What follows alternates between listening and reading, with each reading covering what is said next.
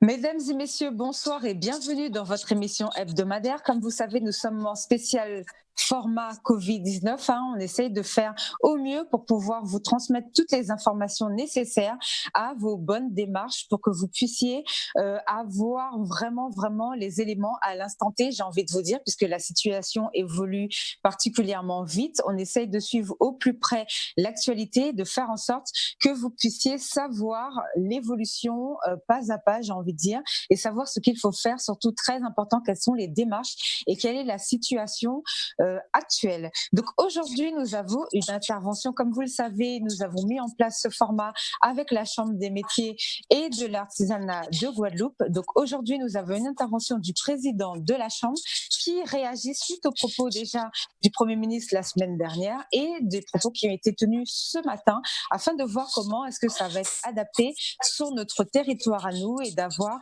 la première impression et les premiers éléments, les premières informations sur les éléments qui sont mis en place en ce moment avec la Chambre de manière à ce que tout le monde puisse être au mieux informé et puisse suivre le maximum les éléments pour reprendre, parce que là maintenant on parle de déconfinement au 11 mai et de relance économique et de retour au travail ou bien en télétravail pour certaines sociétés. Donc on va voir un petit peu comment ça se passe. Donc on est avec Monsieur Gabriel Foy. Monsieur Gabriel Foy, bonsoir. Bonsoir Sabine, bonsoir les auditeurs et téléspectateurs de Canal 10 et bonsoir les artisans. Alors, merci beaucoup de cette intervention. Merci aussi de ce que vous avez mis en place avec la Chambre. On sait que vous vous activez. De toute façon, on le voit puisqu'on est régulièrement, on suit vraiment la situation au plus près. Alors, quels sont les premiers mots que vous voulez dire? Donc, soit suite à l'intervention de la semaine dernière, puisqu'il y a des choses qui ont été dites la semaine dernière au niveau du travail, mais il y a eu d'autres éléments qui sont arrivés aujourd'hui. Quelle est votre première impression et qu'est-ce que vous avez envie de mettre en place au niveau de la Chambre?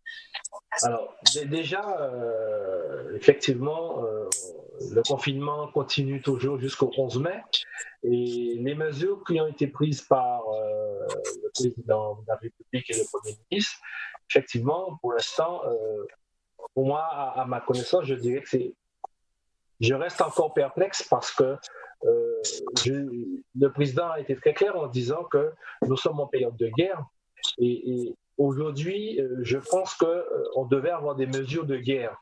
Et pour l'instant, l'artisanat, encore une fois, se trouve un petit peu loin de tout cela parce que je ne dis pas que tout ce qui a été mis en place par l'État n'a pas des répercussions positives en Guadeloupe, mais moi je trouve que nous restons encore loin du compte.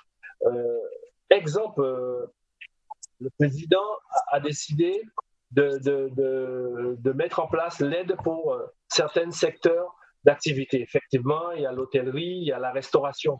Mais aujourd'hui, les artisans ou leurs entreprises sont fermées depuis plus de 2 mois et demi, qui n'ont pas de ressources. Mais nous avons, depuis le 17 mars, et je ne sais pas si vous vous rappelez, j'étais sur le plateau de Canal 10 avec le président de la CCI, avec M. Thomas Courbe, où j'avais demandé à ce que l'État prenne en compte les charges sociales et fiscales. Tout un chacun était un petit peu dubitatif et je constate qu'aujourd'hui, tout le monde demande.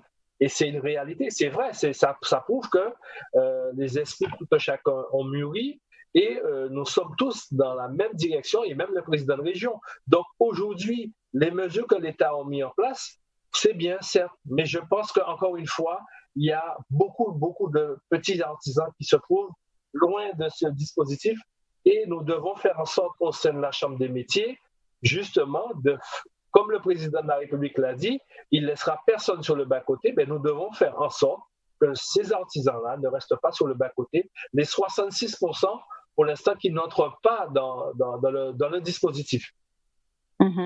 C'est vrai que nous étions au début de la crise, nous avons eu l'intervention de Monsieur Thomas Courbe et effectivement c'était une demande qui avait été faite. Alors c'était forcément une demande précurseur, j'ai envie de dire, puisque c'est vrai qu'aujourd'hui non seulement le président aussi de région vous rejoint sur ce point et fait la demande, mais toutes les autres régions et tous les autres présidents de région demandent la même chose, puisque pour qu'une entreprise vive, effectivement c'est vrai qu'elle doit payer ses charges, puisque nous sommes dans un système où les charges, en plus les charges des entreprises payent les charges familiales, c'est ce qu'il faut savoir, c'est que c'est vraiment le budget, la recette de la caisse des allocations familiales, budget, la branche famille, ce sont les entreprises qui payent 98% du budget.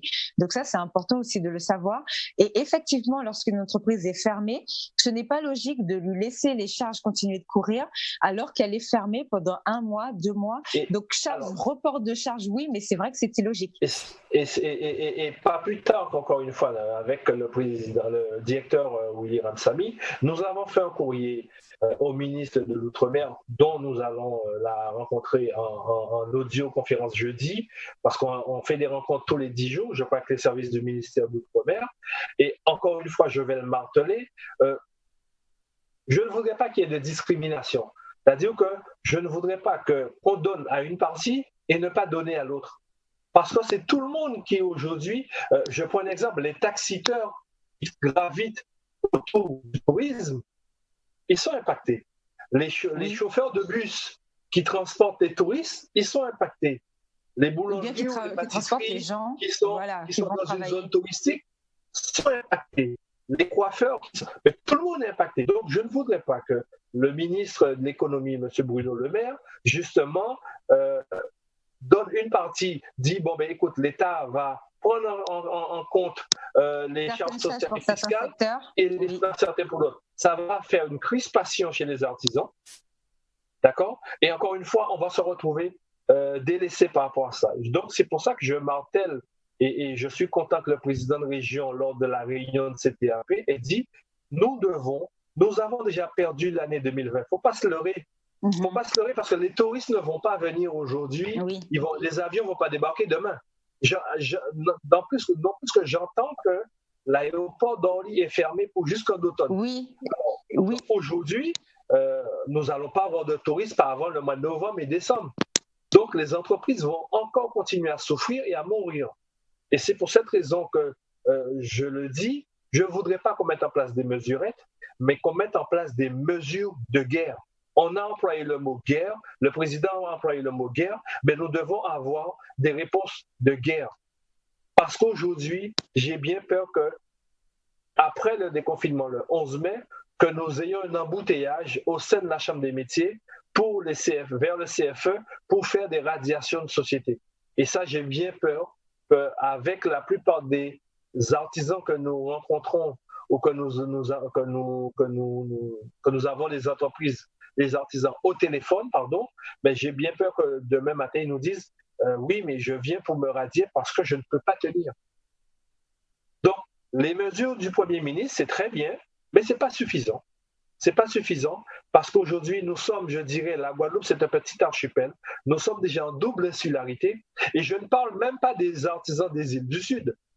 Marie-Galante, Désirat, Terre de Haut, Terre de Bas, je ne parle même pas d'eux parce que c'est encore pire. Ils ont une triple insularité. Donc, comment voulez-vous sauver ces entreprises si aujourd'hui, nous ne mettons pas des vraies mesures? La région, Monsieur le Président Charles, il fait ce qu'il peut. Mais le budget n'est pas extensible. Voilà, parce qu'ils prennent déjà leur budget sur des fonds qui forcément n'étaient pas alloués à ce dispositif. Oui. Mais la région est aussi en perte de taxes, d'octroi de mer, exactement. Donc aujourd'hui, la région aussi, même s'il emprunte 450 millions d'euros, c'est ce que j'ai entendu, aujourd'hui, la région ne pourra pas tout faire. Donc, l'État aussi doit vraiment venir en aide à nos artisans des outre-mer, je parle pas de la Guadeloupe, des outre-mer, parce qu'aujourd'hui, nous sommes vraiment dans le pétrin pour ne pas faire un jeu de mots. Alors, effectivement, est-ce que le problème, c'est pas que les entreprises payent aussi trop de taxes quand on regarde au final? Puisque c'est ce qui pèse aussi beaucoup dans la trésorerie. Je ne parle pas des factures de leurs produits, de leurs matières premières. Je paye des taxes. Donc, il n'y a plus le RSI aujourd'hui, mais ça a été remplacé par autre chose. Est-ce que le vrai problème ne vient pas de là? Ben, c'est exactement ça. Alors, il faut savoir qu'aujourd'hui, être chef d'entreprise, c'est vraiment, je dirais, c'est pas évident. Parce qu'une fois qu'on crée une société, tout de suite, on est déjà endetté parce qu'on nous envoie des charges, des frais fixes, on a des taxes par-ci, taxes par-là, etc. Aujourd'hui, même pour, par exemple, avoir un expert comptable, il faut payer X choses. Aujourd'hui, l'État nous met en plus le prélèvement à la source qui est à la charge de l'entreprise qui doit payer une expert comptable pour faire. En fait, l'entreprise ne fait que payer. Et aujourd'hui, pourquoi on se retrouve dans cette situation? Parce que chaque entreprise, on a une petite trésorerie. Donc, il suffit qu'il y ait une crise sociale, ça peut être une greffe par-ci ou par-là. Là, c'est une crise mondiale, mais c'est l'hécatombe. Il faut savoir que la plupart aussi des petites entreprises de Guadeloupe ont été endettées. Pourquoi? Parce qu'il y a eu un souci énorme avec le RSI. On n'en a pas parlé, mais c'est vrai qu'avec le président du SNEG, comment il s'appelle, M. Virasamy, il a fait son cheval de bataille. C'est un combat de longue haleine où effectivement il a démontré à plusieurs reprises que le RSI c'était du vol. C'était du vol. Donc les artisans n'arrivaient pas à payer. Et moi je l'ai vécu parce que j'ai dû même sortir du RSI en entreprise individuelle en passant en SAS. Donc c'est pour vous dire que ensuite ils ont arrêté le RSI, ils ont passé le SSI, mais trop ils ont tard, quand même malheureusement. voilà, mais trop tard, mais ils ont laissé quand même les dettes. Des dettes, exactement. Et aujourd'hui, l'État nous dit, mais pour bénéficier des fonds d'État, il faut être à jour socialement et fiscalement. Mais ces dettes-là, je ne dis pas que c'est tout le monde. Elles ont été posées par l'État. Je ne dis pas que c'est tout le monde. Attention, il y en a quand même qui ne payent pas. Il faut rester logique. Mais quand même, il y a des chefs d'entreprise où j'ai eu certains dossiers, j'ai vu. Ils ne sont pas à jour en 2018, mais ils me disent, je traîne un boulet depuis 4 ans sur RSI qui m'a taxé, qui m'a mis des charges supplémentaires, des frais, etc. Aujourd'hui, j'ai du mal à m'en sortir. Alors, nous avons demandé effectivement au service de l'État et à Madame la ministre de l'Outre-mer la semaine dernière, justement, de alléger un petit peu la pression pour permettre à ces entreprises de bénéficier de ces aides, et tout en sachant que ces mêmes entreprises vont mettre en place un moratoire avec la DRFIP, avec la Sécurité sociale, pour payer leurs dettes. Mais c'est des petits montants, mais au moins pour que eux, parce qu'elle-même, elle était surprise de voir qu'il n'y avait que 25 000 entreprises dans les Outre-mer qui bénéficiaient quelque part d'aide de l'État des 1 500 €. Et donc, c'est pour cette raison que ça a bien fonctionné en Guyane.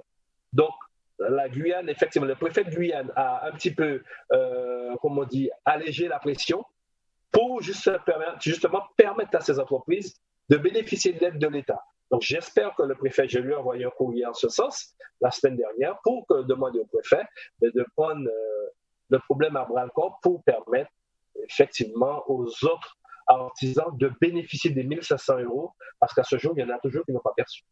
Qui n'ont pas perçu, exactement. Alors, toujours sur le sujet du RSI, une question, puisque c'est un gros sujet que les gens nous disent. Moi, il y a quelqu'un qui m'a livré la semaine dernière, justement, puisque maintenant les entrepreneurs guadeloupéens s'organisent, et qui me dit, mais Sabine, moi, j'ai vu avec mon comptable, en 2 ans et demi, j'ai payé plus de 230 000 € de charges de charges au total sur ma société. Et aujourd'hui, j'ai même pas droit à 1500 euros parce que juste C'est vrai. avant, il y a eu les gilets jaunes.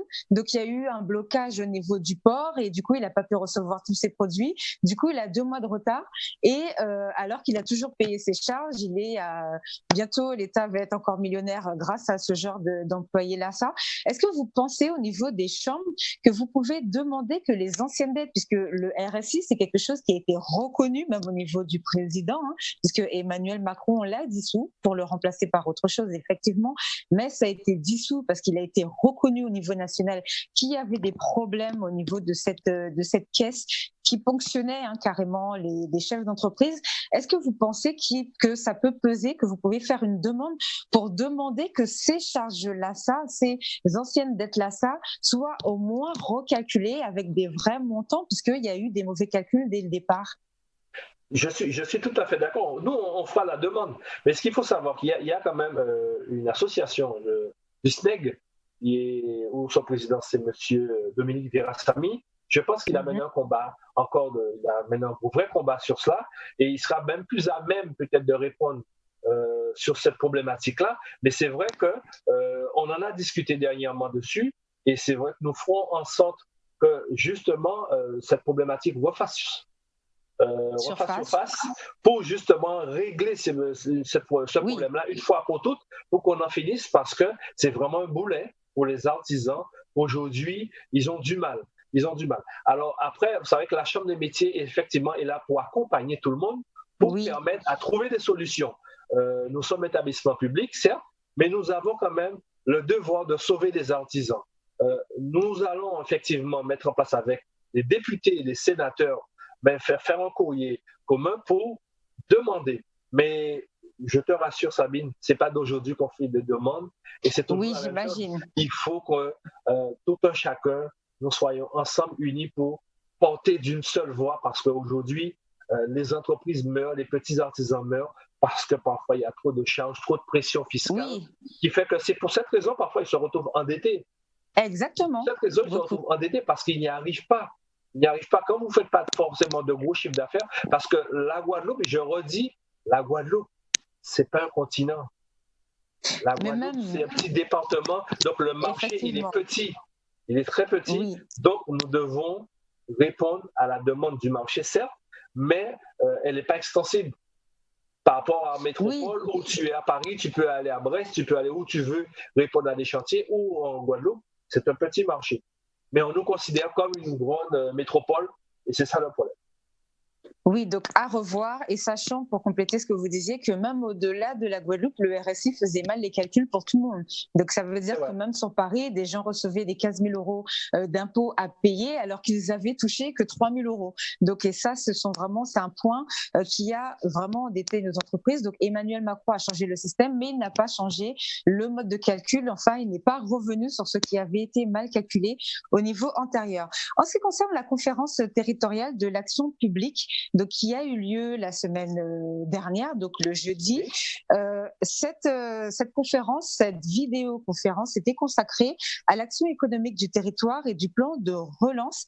Est-ce que vous avez un mot à nous dire sur ça? Alors, je tiens quand même déjà à vous féliciter, donc au niveau de la région, du département et de tous les intervenants, parce qu'il faut savoir que tous les acteurs économiques de la Guadeloupe ont été réunis pour essayer vraiment de trouver une solution à ce problème. Donc, qu'est-ce que vous en avez ressorti, vous, au niveau de la Chambre?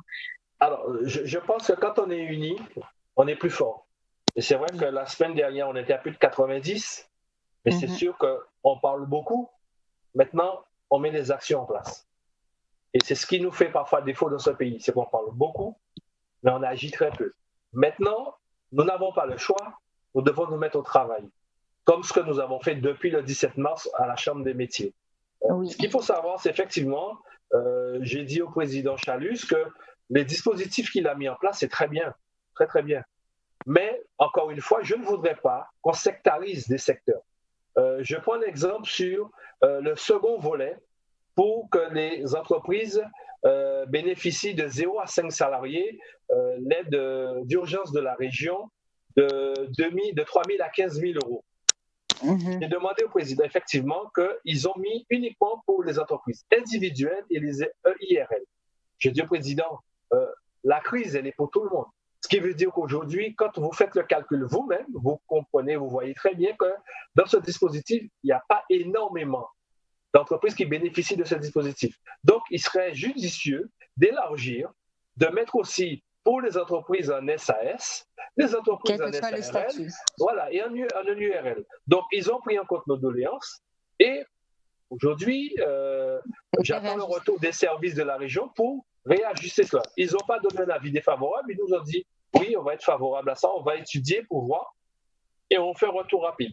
C'est pareil, j'ai demandé aussi au président de région qu'on protège la production locale concernant les masques. Nous sommes dans une zone où le monde économique en ce moment est très compliqué pour les couturiers. Il n'y a pas de défilé, il n'y a pas de vêtements à faire. Les gens, ce n'est pas leur priorité aujourd'hui. Donc, les 250 couturiers, voire 300 couturiers qu'on a à la Chambre, ils vont mourir petit à petit si on ne s'organise pas.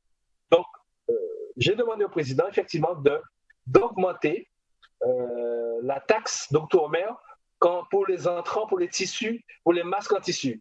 Malheureusement, j'ai reçu le décret ce matin, comme quoi que les masques en tissu qu'on va faire entrer en Guadeloupe seront exonérés d'octroi de mer. Voyez? Alors, donc, attendez. Quelque part, moi, ça me fait mal, parce qu'encore une fois, c'est un décret, ce n'est pas le décret même de la région, c'est le décret interministériel. Donc, ce qui veut dire qu'aujourd'hui, même si la région veut prendre le décret, le ministre a déjà mis... Voilà. Et c'est là que je demande aujourd'hui, je le dis très clairement, je demande à la population guadeloupéenne d'être guadeloupéen, de penser guadeloupéen, de manger guadeloupéen, de s'habiller guadeloupéen. Ce qui veut dire qu'aujourd'hui, c'est très bien, nous allons faire, il y a des masques qui vont entrer, on ne peut rien faire. Malheureusement, c'est comme ça, c'est la loi du marché, c'est pour subvenir aux besoins de tout un chacun. Mais il y a un moment, il faut savoir ce qu'on veut dans ce pays. Donc, les masques vont arriver, on va les vendre, parce qu'on en a besoin. Mais je voudrais que peut-être après les 1 mois ou les 15 jours, qu'on n'oublie pas les couturiers qui sont en train de faire des masques localement pour sauver le monde artisanal et le monde de la couture en Guadeloupe. Et donc, je demande à tout un chacun de prendre conscience qu'aujourd'hui, nous sommes à des croisées de chemin où aujourd'hui, c'est soit on pense différemment ou on continue à laisser la vie rouler comme elle est et après, elle vienne que pourra. Oui, on ne peut pas être en deux idées, enfin bon, on connaît déjà l'expression. Alors, pour que ce soit bien clair et que le propos ne soit pas déformé, on ne parle pas des masques chirurgicaux. On parle des masques en tissu. Voilà, c'est pour bien que les gens comprennent bien. Voilà, donc fait par des couturiers en France et qui arrivent ici et qui, je le rappelle encore, lorsque ce sont nos artisans… Voilà, je ne dirais même pas en France. Je ne dirais même pas en France. C'est des masques qui sortent du Maroc, de la Turquie. De partout, bon. Voilà. Après, c'est un peu normal, c'est un peu normal. Mais comme je dis, c'est le président qui parle, qui essaie de sauver quelque part les couturiers de Guadeloupe pour justement parce qu'aujourd'hui, s'ils n'ont pas ce marché de masques, ils n'ont rien d'autre. Oui, ils n'ont pas d'autre production. Parce qu'il n'y a pas de défilé de mode, il n'y a rien en ce moment, il n'y aura pas de manifestation culturelle, il n'y aura rien en ce moment. Donc, voilà. Oui. Alors justement, j'en viens puisque la ministre du Travail vient juste là tout à l'heure à 20h30 de faire une petite interview sur les chaînes nationales. Donc eux, ils ont de la chance, ils ont le droit d'avoir la ministre du Travail. Nous, on n'a toujours pas de oui, donc pour qu'elle puisse intervenir sur notre plateau et répondre vraiment à des questions concrètes puisque les questions auxquelles elle répond sont des questions générales forcément. Et elle parlait… Je te donne le numéro de téléphone. Ah c'est parfait puisque j'ai eu la dame de la presse qui veut absolument pas, donc elle nous répond aux questions, elle nous donne les chiffres que nous communiquons, mais nous n'avons pas l'interview, donc nous allons l'appeler, merci beaucoup, de manière à ce qu'elle puisse intervenir parce que c'est vrai qu'il y a des questions spécifiques. Alors on passera, s'il y a une possibilité, je demanderai l'autorisation de passer par CMA France. C'est exactement ce que j'allais vous demander, donc de ça ou bien le BNF Guadeloupe aussi. J'allais leur poser la question de savoir si c'est possible d'avoir une interview, puisqu'il y a beaucoup de choses qui sont mises en place en France et qui ne correspondent pas, encore une fois, à notre territoire. Donc, ce n'est pas facile de les adapter sur le terrain. Et ça, c'est vraiment tout un problème. Donc là, elle vient de parler de télétravail. Elle vient de parler de reprise. Elle nous a expliqué pendant l'interview que les conditions pour la reprise doivent être vraiment respectées. Donc, ça veut dire qu'à partir du 11 mai, les entreprises qui vont ouvrir sont censées avoir du gel, sont censées avoir des masques. Est-ce que vous pensez que pour nous, en Guadeloupe, les conditions sont optimales pour que cette reprise puisse se faire par rapport aux entreprises et par rapport aux entrepreneurs, sachant que tout ce qui concerne le tourisme, c'est déjà le secteur le plus impacté chez nous. Quand je dis le plus impacté, ça veut dire que je parle, bien évidemment, tous les secteurs sont impactés, mais je parle de tout ce qui en découle. Ça veut dire les artisans qui travaillent moins parce qu'il y a moins de monde sur le territoire, les restaurants qui travaillent moins parce qu'il y a moins de monde sur le territoire, et vraiment toutes les choses qui en découlent. Donc, quel est votre avis sur cette question par rapport à la fameuse reprise?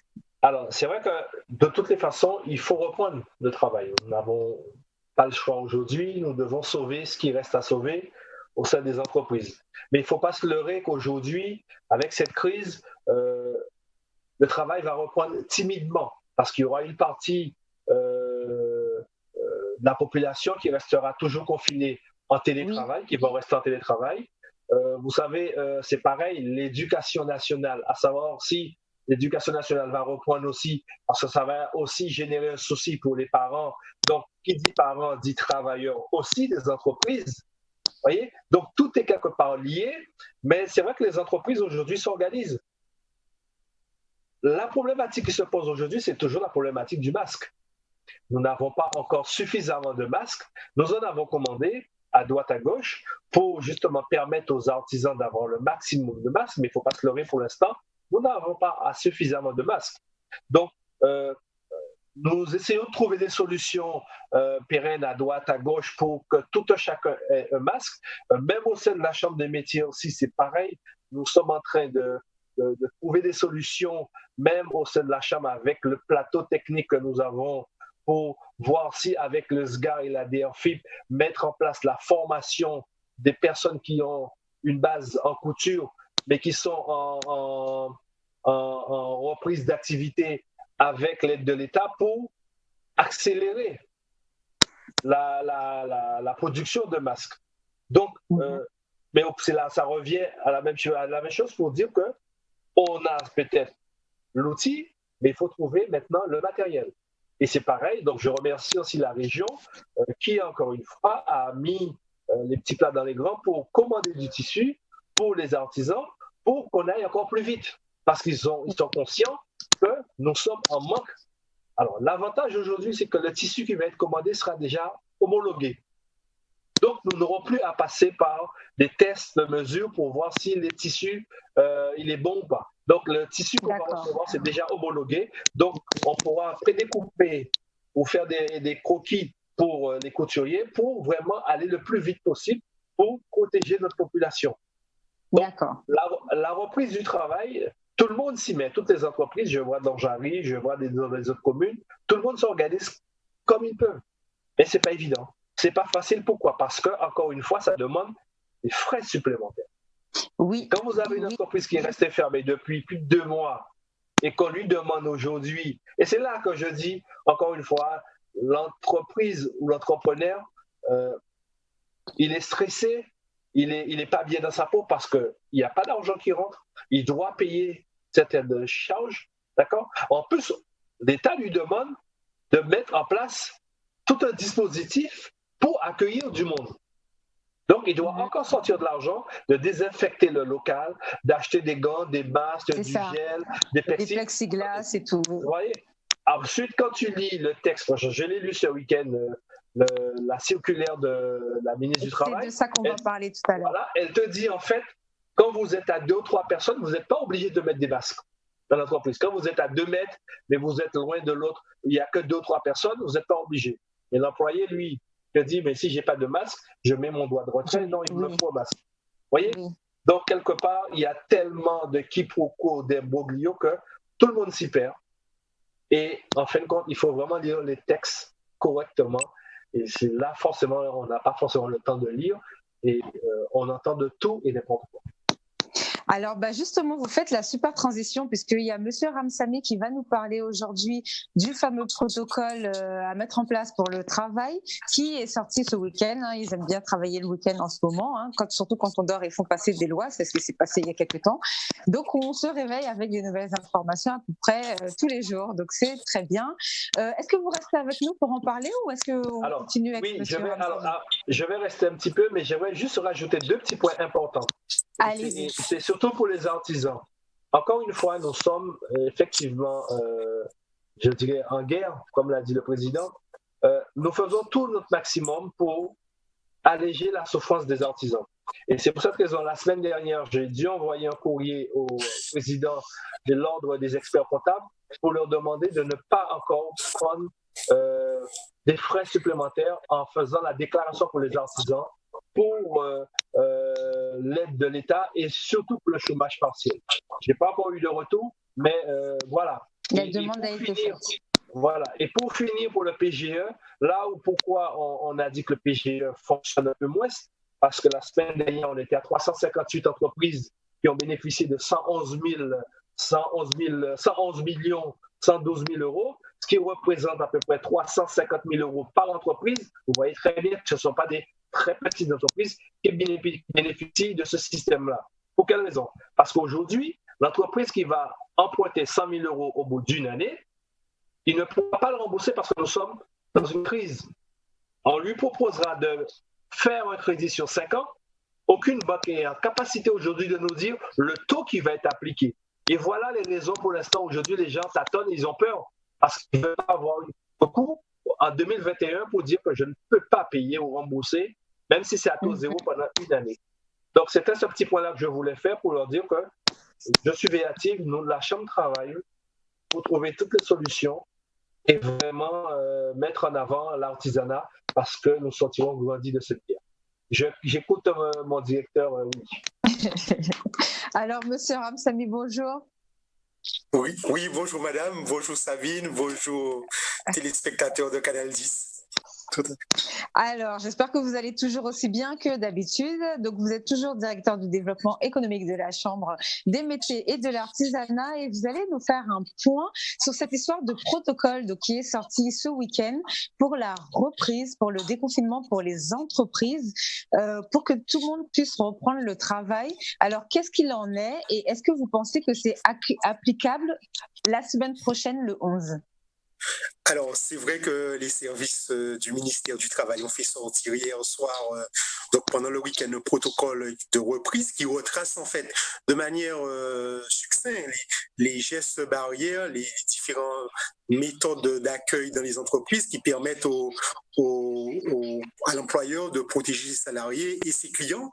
Donc, c'est vrai que, alors vous avez entendu le président de la Chambre, M. Gabriel Foy, vous l'a dit, que c'est vrai que c'est une charge supplémentaire qui se rajoute sur les entreprises et singulièrement les petites entreprises parce qu'il faut fournir du gel hydroalcoolique, il faut acheter des masques, il faut acheter un certain nombre de matériel ou de matériaux pour garantir un certain nombre de protections.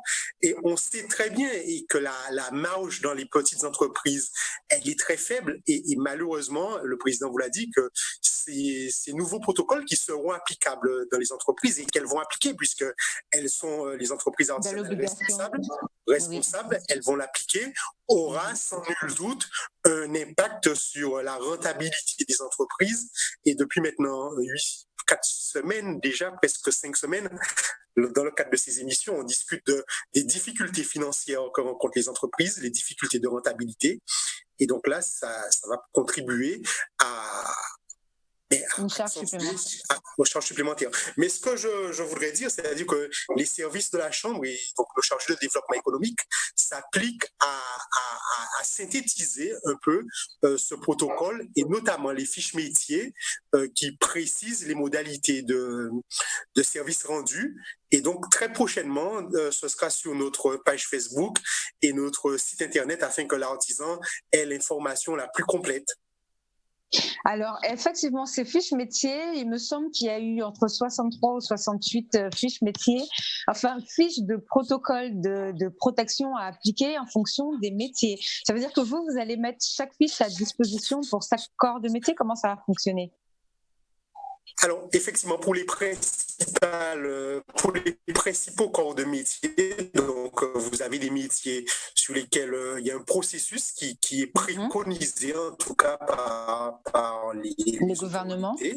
Et nous, c'est vrai que ça vous est quelque peu compliqué. Nous appliquons à travers des tutoriels ou de manière très simplement à expliquer à nos entreprises par voie dématérialisée, donc sur notre site internet, avec des microfiches, qu'est-ce qu'elles doivent faire et comment procéder.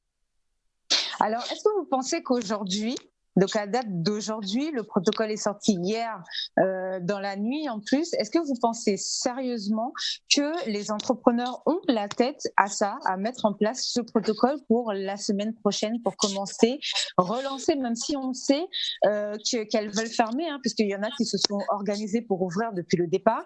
Est-ce que le gouvernement n'aurait pas dû anticiper toute cette procédure depuis quand même un bon petit moment ?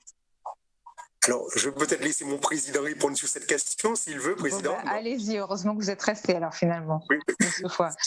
Qu'est-ce que vous en pensez ? Oui, c'est une question. Alors, la question était... Oui. Alors, vous disiez... Si vous voulez répondre. Je disais, est-ce que vous pensez, par rapport au protocole qui est demandé pour la mise en place, donc au 11 mai, la semaine prochaine pour les entreprises qui vont ouvrir, est-ce que vous pensez que les artisans ont la tête à ça à l'heure actuelle, sachant qu'elles ont déjà d'autres choses à régler, qui ne sont pas encore réglées et qui font partie aussi de fameux protocole gouvernemental. Et est-ce que vous pensez, puisque nos artisans à nous ont tout fait pour continuer de travailler, ont tout fait pour ne pas fermer, est-ce que vous pensez que le gouvernement n'aurait pas plutôt dû anticiper, vu toutes les choses qui doivent être mises en place ? C'est vrai. Je pense que le gouvernement aurait dû effectivement mettre les choses, prévoir avant effectivement de mieux organiser l'indemnisation ou l'aide aux artisans. Mais après, comme je dis, la vie doit redémarrer. Mais aujourd'hui, vous avez des artisans qui ont la tête, effectivement, ceux qui ressortent du public sont obligés quelque part de mettre les mesures barrières. En place, faire attention. Oui. Nous n'avons pas le choix aujourd'hui, parce que le public même va nous le demander aujourd'hui. Oui, c'est normal. Et il y en a aussi qui n'ont forcément plus les moyens aussi. Il ne faut pas se leurrer. Il y a des entreprises aujourd'hui qui n'ont plus les moyens de faire face et de mettre en place ces mesures-là. Donc, c'est pour ça que nous allons essayer de recenser ces entreprises-là et trouver des solutions avec l'État, avec la préfecture, le SGAR et la DRFIP, pour justement trouver des solutions pour ces entreprises. Parce qu'aujourd'hui, je ne vais pas vous mentir, il y en a qui ont du mal à même finir, ils ont du mal à manger. Oui. Je prends l'exemple pour des taxiteurs. Aujourd'hui, il y a des taxiteurs qui ne gagnent pas 20 € dans une semaine parce qu'ils n'ont plus de courses. Je ne sais pas si on se rend compte. Vous savez qu'ils sont vraiment à la rue aujourd'hui. Ils ne sont pas là pour quémander, mais l'orgueil parfois d'un artisan prend un coup et dire que je n'ai pas fait de courses cette semaine parce qu'il n'y a pas de touristes, parce qu'il n'y a pas, la population est confinée et je ne peux pas travailler. Donc, allez demander à un taxiteur aujourd'hui de mettre, comme je l'ai vu dans la circulaire de l'Élysée, de mettre des plexiglas derrière, de faire des séparations. Ça a des frais, ça a des coûts, ça génère des coûts. De mettre des housses en plastique. Et alors demande même pour les taxiteurs aujourd'hui de mettre des housses en plastique. J'ai eu dernièrement M. Bougarel, le président de l'UNT, c'est des coûts exorbitants pour nos taxiteurs en Guadeloupe. Donc aujourd'hui, ils ne peuvent pas, je suis désolé, ils ne peuvent pas répondre à cette demande parce qu'ils n'ont pas les moyens. Donc nous allons envoyer pareil un courrier pour la préfecture. Nous l'avons fait ce matin, je dois l'amender. Nous allons l'envoyer à l'État, à la préfecture, pour leur demander de prendre en compte cette problématique-là aussi. Parce que, comme je le redis, la Guadeloupe, c'est un petit marché. Exactement. Et du coup, est-ce que, parce qu'on sait qu'il y a des contrôles, en plus, je suppose que vous avez entendu parler de l'inspecteur du travail qui a été réprimandé, on va dire, par la ministre du Travail parce qu'il a contrôlé une entreprise qui n'avait pas pu appliquer les gestes barrières. Et bon, donc l'inspecteur avait demandé à ce que ce soit bien appliqué. Enfin voilà. Donc on sait qu'il y a des contrôles. On comprend pas trop comment ça fonctionne au niveau. C'est pas très clair tout ça, comme d'habitude au niveau en ce moment de la situation. Est-ce que vous pensez sait que les entreprises qui vont décider de rester fermées parce qu'elles n'ont pas les moyens d'appliquer les gestes barrières peuvent avoir une amende si elles se font contrôler. Parce qu'on sait aussi que lorsqu'on leur propose les 1 500 € ou bien l'aide, c'est sous condition. Donc, est-ce qu'il y aura un accompagnement? Comment ça va se passer? Alors, nous sommes en réunion chaque semaine, si je ne me trompe pas, parce que la semaine dernière, oui, c'est ça, chaque semaine avec le SGAR, la DRFIP, la diète. Et bon, ils sont conscients. Après, le contrôle se fera surtout sur, je pense, le chômage partiel, ou sur tu as des patrons qui, en fin de compte, font travailler leurs employés et qui bénéficient aussi du chômage partiel. Donc, il y aura des contrôles dans ce sens. Mais après, des contrôles sur les gestes barrières, je pense qu'aujourd'hui, je vois mal la diète peut-être venir contrôler une entreprise aujourd'hui qui, pour l'instant, essaie de trouver des solutions pour sauver son entreprise. Oui. Donc, je pense qu'aujourd'hui, ce n'est pas forcément la priorité. La priorité pour moi aujourd'hui, c'est de sauver les entreprises. Je pense que c'est pour moi une priorité de sauver les entreprises parce que je ne voudrais pas que demain matin, que nous ayons une crise sociale. Et si nous avons une crise sociale, je ne pense pas qu'on va pas pouvoir arrêter cela. Et ce qui pour moi qui est plus important, c'est de sauver ce qui reste à sauver. Certes, nous sommes conscients que nous devons mettre des mesures barrières, je le redis. Gel hydroalcoolique, masque, gants, bon, entre guillemets et tout, mais gel hydroalcoolique, geste barrière, séparation de 1 mètre et tout. Et c'est pareil aussi, hein. Vous savez, tout le monde aujourd'hui essaie de mettre, comme on dit, le ruban adhésif sur le sol. Vous savez, il y a plein d'entreprises aujourd'hui qui te proposent ça toute la journée à des prix à dépasser l'entendement, comme on dit. Oui. Donc, c'est des prix qui sont disproportionnés. Donc, pareil, il faut être véatif. Oui. Voilà, il faut être vigilant. Des masques aussi jetables, nous trouvons des masques à 1,20 €. Des masques jetables. Vous voyez? Donc, la même boîte de masques que j'ai achetée en février 2020 à 8,75 €, la boîte de masques me coûte aujourd'hui 58,80 € pour 50 masques. Je ne sais pas si... Effectivement, il y a un problème de ce côté-là. Donc, aujourd'hui, encore une fois, et je le redis, il faut que l'État soit un petit peu, comme on dit, être plus docile et soit conciliant parce que les entreprises aujourd'hui, nous souffrons, que ce soit les artisans, que ce soit les commerçants, tout le monde souffre. Donc, nous demandons effectivement on nous demande de mettre en place les mesures barrières, on le mettra. Il n'y aura pas de souci, le personnel sera gantté, masqué, ok, d'accord. Mais non plus, il ne faut pas que la sauce coûte plus cher que le riz. Oui, effectivement, même si la sauce est quand même excellente, moi c'est ce que je préfère de l'alimentation, mais c'est vrai, il ne faut pas que ça coûte plus cher. Alors, Monsieur Ramsamy, est-ce que vous savez, ou peut-être Monsieur Faux, c'est vous répondez comme vous voulez, si les entrepreneurs ont commencé les démarches pour le mois d'avril là, pour la continuité par rapport à la situation actuelle, sachant qu'il y en a déjà quand même qui n'ont pas pu être accompagnés pour le mois dernier. Donc, comment ça se passe ? Alors oui, vous faites allusion au fonds de solidarité, au fameux 1 500 €, donc, dont ont bénéficié les entreprises individuelles qui avaient vu leur chiffre d'affaires baisser de 50% par rapport à la période de référence. Effectivement, donc pour renouveler cette opération pour le mois d'avril 2020, conformément comme ce qui a été fait précédemment pour le mois de mars, donc sur le site des impôts, impôts.gouv.fr, dans l'espace individuel des artisans, et procéder effectivement à des éléments de déclaration, et notamment de déclaration du chiffre d'affaires, et en fonction de la perte, donc comprenant de 100% pour beaucoup d'entreprises, il y aura effectivement une indemnisation de l'État qui peut aller jusqu'à 1 500 €. D'accord. Est-ce que les gens ont commencé à faire les démarches ?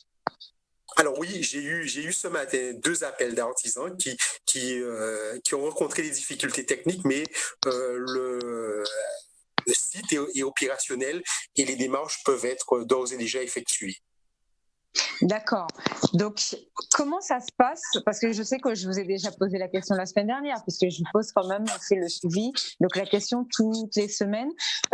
Comment ça se passe là pour ceux qui n'ont pas encore touché pour le mois de mars, ou pour ceux qui sont en difficulté par rapport aux différentes choses qu'on a vues avec nos différents intervenants, soit la diète ou quoi? Comment ça se passe là pour le mois d'avril pour eux? Bon, alors, il y a deux éléments. Le premier élément, c'est la question du chômage partiel. C'est Oui. vrai que le directeur adjoint de la DIEC, M. De Guilhan, était sur le plateau avec nous lundi dernier, si je ne m'abuse. Et effectivement, il a pris l'engagement, en tout cas, nous avait rassuré en nous disant que les derniers paiements en cours, en tout cas que les dernières indemnisations, seraient effectives au plus vite et qu'il n'y a pas, a priori, d'éléments bloquants autres que les phénomènes de compensation dont il avait parlé pour que les artisans puissent recevoir leur indemnisation pour le chômage partiel. Maintenant, par rapport à la prime de solidarité, donc dans le cadre du fonds de solidarité, des 1 500 €, là, il y a le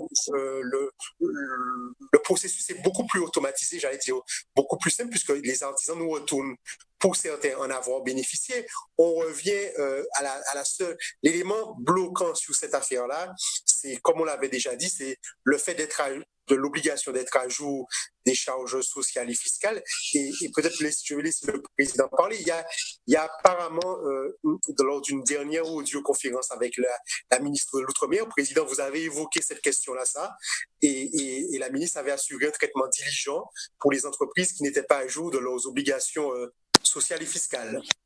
Oui, alors, expliquez-nous tout ça. Et effectivement, la semaine dernière, quand on a eu la ministre des Outre-mer, le 24 avril plus précisément, elle a demandé à ce que les préfets des Outre-mer, de chaque région d'Outre-mer, comme on dit, allègent un petit peu la pression pour permettre à certaines entreprises de bénéficier, des petites entreprises de bénéficier des prêts de l'État pas des prêts, la prime de solidarité. La prime de solidarité, pardon, de l'État de 1 500 €. Et donc, elle a donné le pouvoir au préfet de vraiment juger sur place. Et c'est pour cette raison, comme je l'ai dit en préambule tout à l'heure, là, que même avec la CGSS, où nous avons une réunion de travail il y a 15 jours de ça, où on est en train de mettre un formulaire en place pour que les artisans remplissent ce formulaire directement dématérialisé et mettre en place un moratoire pour entrer dans le portail pour bénéficier des 1 500 €. Et le moratoire va démarrer après la crise Covid. Donc, ce qui veut dire qu'aujourd'hui, l'État est prêt à desserrer un petit peu les verrous pour permettre, parce qu'ils ont bien vu qu'il n'y a pas beaucoup d'entreprises qui bénéficient de l'aide de l'État de 1 500 €. Il n'y en a pas beaucoup. Oui, en sachant que ce seront les mêmes qui vont bénéficier du mois d'avril, ce qui est normal, parce qu'il n'y a pas eu de chiffre d'affaires au mois d'avril, et aussi au mois de mai. Voilà, donc d'où la continuité pour la question, pour savoir comment ça va se passer pour eux.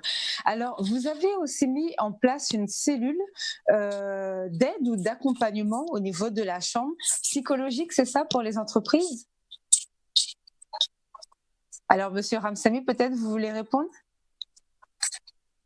Oui, effectivement, en tout cas, c'est la volonté des élus de la Chambre de métier, et puisque vous savez que les entreprises rencontrent des difficultés financières, des difficultés économiques, et malheureusement, ces difficultés peuvent avoir des incidences, on va dire, psychologiques ou morales, et donc la volonté aussi de la Chambre de métier a été d'accompagner les artisans qui rencontrent ce type de difficultés, qui ont besoin d'une oreille attentive, en tout cas d'une écoute particulière, d'un appui, on va dire moral, ou un appui en termes d'écoute, en termes de soutien, avec un prestataire de la Chambre de métier qui est monsieur Lionel Nicolet. Lionel Nicolas.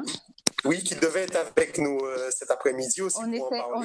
On essaie de le joindre là. C'est vrai que c'est pas évident, comme on est en direct, c'est vrai que, et de manière à rassurer les entreprises, à les accompagner dans un accompagnement, j'allais dire, en termes de coaching, en termes de reprise de confiance et d'accompagnement face à l'avenir, puisque en dehors de tous les dispositifs techniques, économiques, financiers, administratifs que nous avons mis en œuvre, nous nous sommes bien rendus compte avec les artisans qui nous appellent, à la mesure des remontées qu'ils nous venaient, qu'il était important aussi pour accompagner nos entreprises et nos TPE face à cette crise de mettre en place cet accompagnement particulier. Si je fais une petite prolongation, et c'est vrai que c'est important aujourd'hui parce que nous avons constaté que beaucoup de chefs d'entreprise, vous voyez, les statistiques Calistat ont été très claires, où il y a 88% des chefs d'entreprise qui sont anxieux, et j'ai eu la chance d'appeler quelques amis médecins. Sur les 10 médecins que j'ai contactés, dans une journée, ils me disent qu'ils reçoivent quand même entre 5 et 6 appels de chefs d'entreprise pour prendre des médicaments concernant le stress. C'est normal. Aujourd'hui, il y a un stress permanent des chefs d'entreprise parce que tout un chacun, ils ne savent pas quoi faire à la fin du mois pour payer les salaires de leurs salariés. Et c'est vrai. Plus les charges à venir, ils se grattent la tête. Les charges à venir, parce qu'à ce jour, nous n'avons toujours pas de réponse de l'État concernant la prise en compte, la prise en charge des charges sociales et fiscales. Et je le dis très clairement, si l'État ne prend pas en compte les charges sociales et fiscales, ça sera la mort des petites entreprises parce qu'on ne pourra pas faire face. D'accord. En tout cas, c'est une très bonne chose que vous avez mis en place au niveau de la Chambre. Alors, Monsieur Nicolas nous a rejoint. Bonsoir, Monsieur Nicolas.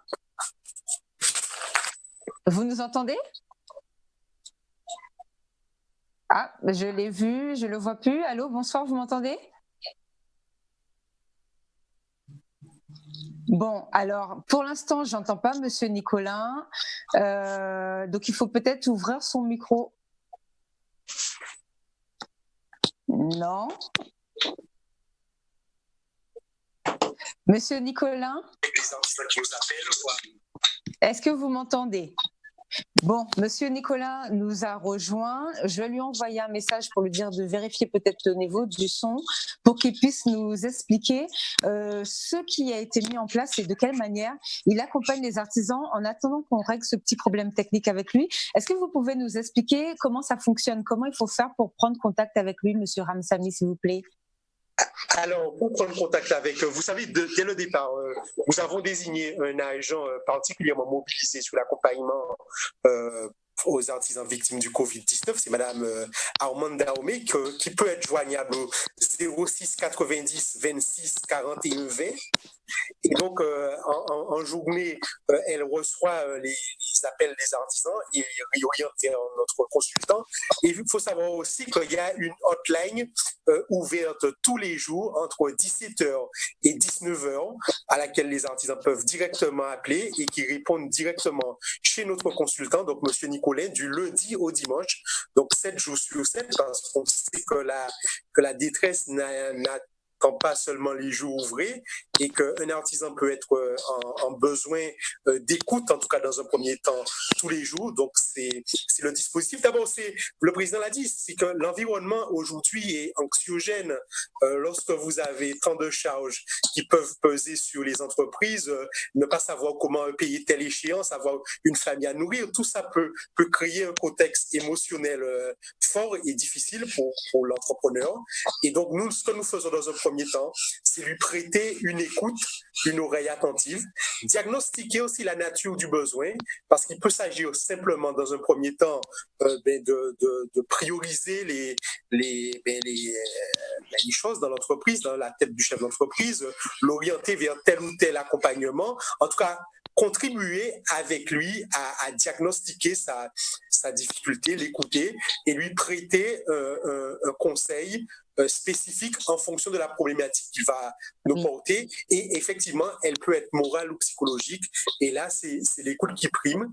Et après, prêt parce que nous souhaitons s'y mettre en place de manière dans le cadre de la reprise, puisque le président l'a dit aussi, nous nous apprêtons à proposer aux acteurs politiques un plan de reprise de l'activité artisanale.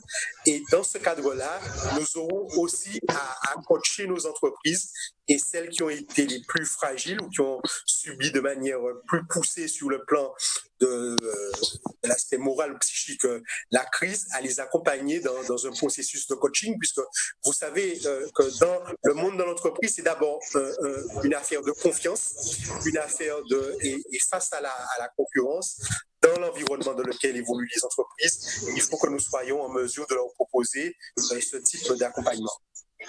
D'accord, merci. Alors, monsieur Nicolas, est-ce que vous nous entendez ? Oui, cette fois-ci, je vous entends. Je ne sais pas si vous m'entendez. Super. C'est magnifique, je vous entends. Donc, des problèmes techniques tout à l'heure. Oui, c'est. Bonjour madame d'abord. Voilà. Bonjour madame, bonjour monsieur Foy, bonjour monsieur Ramsamy et bonjour aux artisans en particulier. Bonjour monsieur Nicolas. Bonjour. Donc merci de nous avoir rejoints. Est-ce que vous pouvez vous présenter, nous expliquer un petit peu ce qui a été mis en place et comment ça fonctionne ? C'est une cellule de soutien psychologique aux artisans, parce qu'on s'est aperçu avec monsieur Foy, on en a parlé, monsieur Ramsamy, il y a beaucoup d'artisans qui sont en détresse, qui ont des peurs de l'avenir, des peurs de l'instant, et donc ils cherchent des solutions, mais vous savez, quand on est en situation de stress, on n'a pas forcément on ne met pas en place les bonnes actions. On réagit d'une manière soit violente, soit par la fuite, soit par le combat ou carrément l'arrêt. Oui. Voilà. Donc, c'est des réactions assez primaires. Donc, le but de cette cellule d'accompagnement psychologique, je vous expliquerai un petit peu comment ça fonctionne, c'est vraiment d'aider, d'apaiser les artisans, les personnes qui sont en détresse, pour essayer de retrouver un peu de lucidité, pour pouvoir après mettre en place un plan d'action. L'idée, c'est vraiment de les aider à reprendre la main sur le destin qu'ils n'arrivent plus à maîtriser. Alors, comme c'est une situation globale et générale, on va dire, qui touche tout le monde, est-ce que les personnes là, les services, enfin les personnes que vous devez aider en ce moment, c'est toujours les mêmes questions qui reviennent ou est-ce que c'est vraiment différent à chaque fois ? C'est les situations individuelles, mais ça revient toujours sur les mêmes problèmes, les problèmes récurrents. C'est j'ai peur du virus. Il faut que je me protège. 2, il faut que je protège ma famille. 3, il faut que je nourrisse ma famille, il faut que je me nourrisse moi, il faut donc que j'ai des revenus. 4, j'ai besoin d'avoir des revenus, mais je sais pas comment me débrouiller avec toutes les aides qu'il y a, dont on parle, et pour beaucoup, j'y ai pas accès. Je commence à paniquer aussi.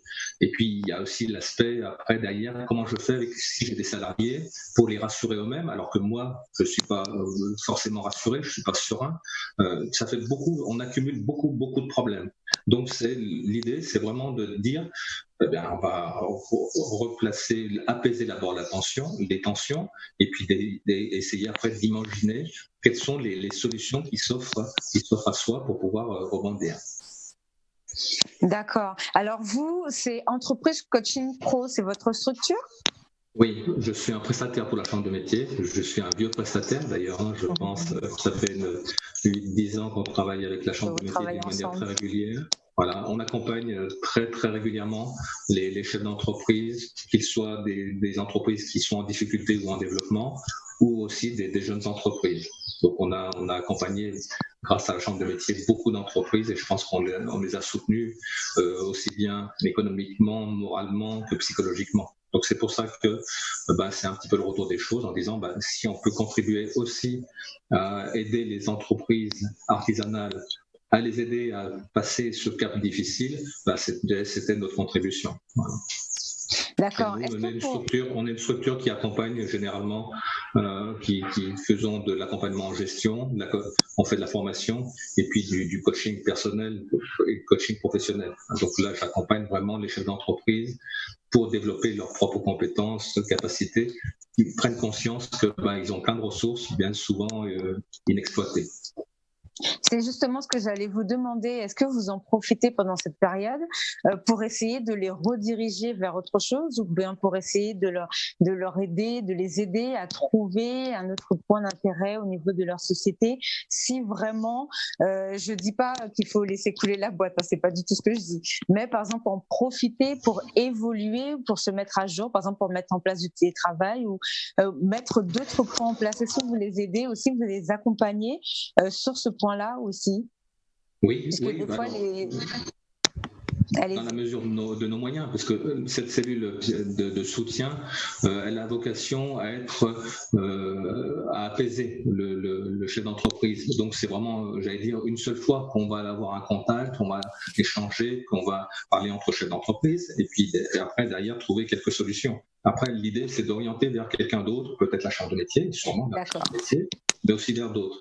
Après, c'est vrai que dans notre quotidien, et notamment avec le travail qu'on fait avec la chambre de métier, c'est vrai que c'est un moment très important pour les chefs d'entreprise pour se poser des bonnes questions. Malheureusement, quelquefois, ces questions, on n'a pas la lucidité suffisante parce qu'en état de stress, encore une fois, on n'a pas toutes les neurones qui fonctionnent bien, qui sont bien connectés. Donc, nous, on les aide à entrevoir différentes solutions, à les aider à faire émerger les solutions et puis après les choisir. Là, par exemple, pendant cette crise sanitaire, on accompagne évidemment toujours les entreprises à distance, hein, on fait du télétravail ou par téléphone, etc.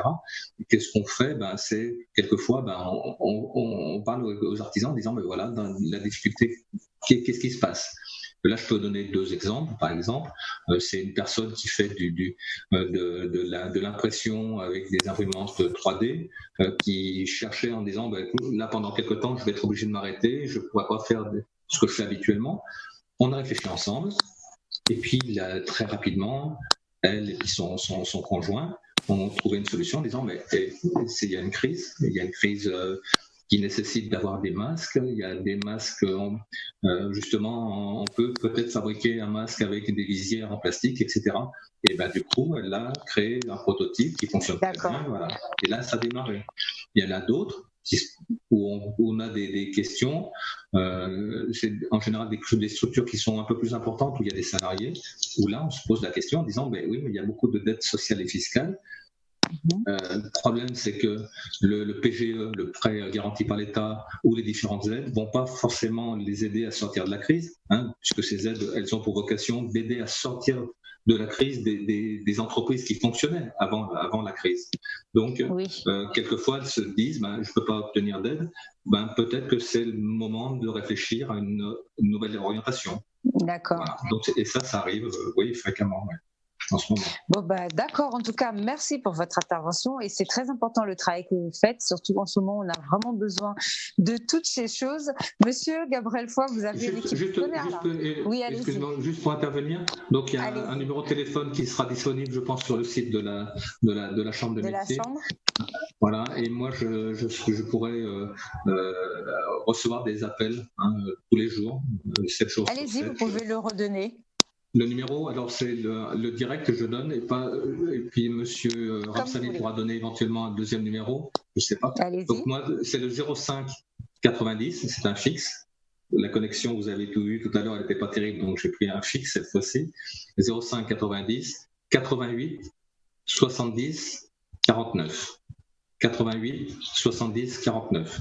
Et je réponds de 5h du soir, de 5 à 7, de 17h à 19h. D'accord, voilà. Parfait. En tout cas, merci beaucoup. Monsieur Ramsamy, vous avez un deuxième numéro à communiquer avant qu'on rende l'antenne? Monsieur Ramsamy? Je ne suis pas le seul à avoir des problèmes de son, alors. Non, vous en faites pas, ça doit être comme ça. Alors, je ne vois plus. Monsieur Gabriel Foy, est-ce que vous êtes là? Oui, alors est-ce que vous avez un deuxième numéro avant qu'on rende l'antenne? Alors oui, deux numéros pour cette cellule d'appui à la chambre. Un numéro de portable, d'abord, le premier, c'est le 06 90 26 41 20. et un numéro de fixe, le 05 90 80 86 73. Donc, il faut savoir que ces numéros, les 3 numéros que je vous ai indiqués, seront sur notre site Internet de manière permanente et les artisans qui souhaitent entrer en contact avec cette cellule d'appui psychologique pourront nous contacter par ce biais. Et c'est l'occasion aussi pour moi, Sabine, de préciser que le site Internet de la Chambre et le Facebook, c'est pour nous un lien permanent avec les artisans. Donc, toutes les informations utiles aux entreprises sont presque en direct de manière quotidienne sur ces 2 réseaux d'information. Et donc, j'invite les artisans qui souhaitent entrer en contact avec nous, qui souhaitent connaître les dispositifs que nous mettons en place, à utiliser ces réseaux. Bon, d'accord, merci pour ce mot de la fin, Monsieur Gabriel Foix. Vous avez vraiment une équipe du tonnerre, c'est ce que je disais tout à l'heure, mais c'est vraiment le cas. On ne change pas une équipe qui gagne. Avec M. Nicolet, qui était déjà là bien avant mon arrivée, mais c'est vrai qu'il fait un travail formidable. Et je peux vous dire que psychologiquement, c'est très important pour les artisans d'être écoutés. Et je le remercie déjà d'être à l'écoute de nos artisans parce qu'ils en ont besoin. Bon, c'est très bien. Et monsieur Ramsamy qui n'est plus à présenter, voilà. Donc. Oui. Alors, en tout cas, je vous remercie pour votre intervention d'aujourd'hui, pour vos interventions d'aujourd'hui. On se revoit peut-être un autre jour sur notre intervention. De toute façon, il va falloir qu'on voit cette histoire avec la ministre du Travail, puisque c'est le seul ministère qu'on n'a pas encore réussi à faire venir sur notre chaîne. Alors que c'est à lui. Ça tombe bien parce que je crois qu'on a une audioconférence avec elle le 5 c'est demain. C'est demain, c'est ça? Oui. On a une audioconférence avec elle, avec le CMA France, avec elle. Donc, je poserai la question pour voir si on peut faire une interview en direct avec la ministre. D'accord. Et comme ça, on vous enverra aussi une liste de quelques questions récurrentes qui reviennent et que je suppose que vous aussi, les gens vous font. Donc, comme ça, vous pourrez faire remonter. Merci de vos interventions à tous. Monsieur Nicolas, merci d'être venu dans notre émission. Monsieur Ramsamy, à jeudi ou bien à lundi. On sait qu'on a régulièrement des rendez-vous en fonction des points. Je sais que jeudi, vous êtes occupé. On va voir ça. Et monsieur Foix, merci pour ce que vous avez mis en place en tout cas. Merci à tout un chacun. Merci aux artisans et surtout merci aux artisans des îles du Sud parce qu'ils sont confinés gentiment chez eux. Il n'y a pas de bateau, donc le président pense à eux aussi. Merci. D'accord, courage à tous, restez chez vous et à la semaine prochaine. À bientôt. Bonne soirée. Merci, bonne soirée. Voilà, et nous on se revoit jeudi. Au revoir. Au revoir.